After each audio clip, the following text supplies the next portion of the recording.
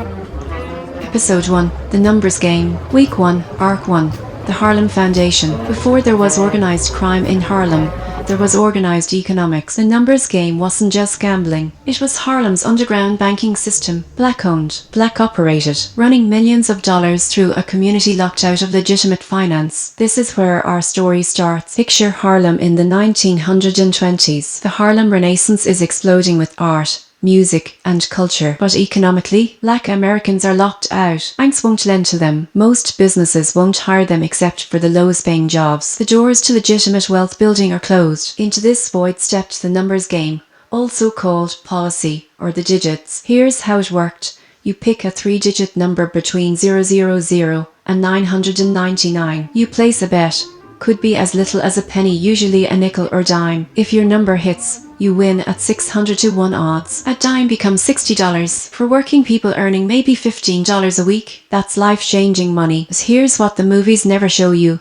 This wasn't random street gambling. This was a sophisticated operation with runners, collectors, bankers, and financiers. Runners collected bets on the street and in barbershops, beauty parlors, anywhere people gathered. They passed the slips and money up to collectors. Collectors brought everything to the banker, the person who actually held the risk, and paid out the winners. The winning number came from something publicly verifiable that couldn't be fixed, often the last 3 digits of the total handle at a racetrack, or later, stock exchange numbers. At its peak, the Harlem numbers racket moved an estimated $20 to $30 million annually through the community. The bankers who ran these operations became enormously wealthy and enormously powerful, and almost all of them were black. This is crucial context for everything that follows. When you hear about the numbers war or Dutch Schultz trying to take over Harlem, understand what he was trying to take: a multi-million-dollar enterprise built by black entrepreneurs. When Stephanie St. Clair, the Madam Queen,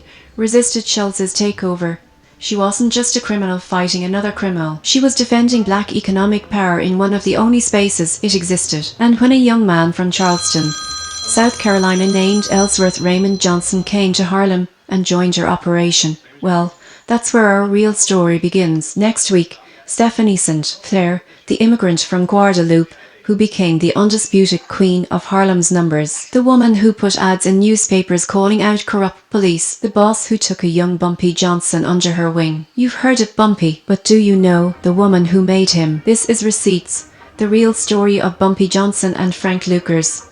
Boom, motherfucker, boom! That's the end of episode 1. That's the end of episode 1. It just spit that shit out. All 90 episodes are done. It's all saved. I could be like, bitch, tell me episode 55. No, tell me episode 30. No, change episode 20. We don't like that one. It's on, motherfucker. It's on. On like motherfucking Donkey Kong.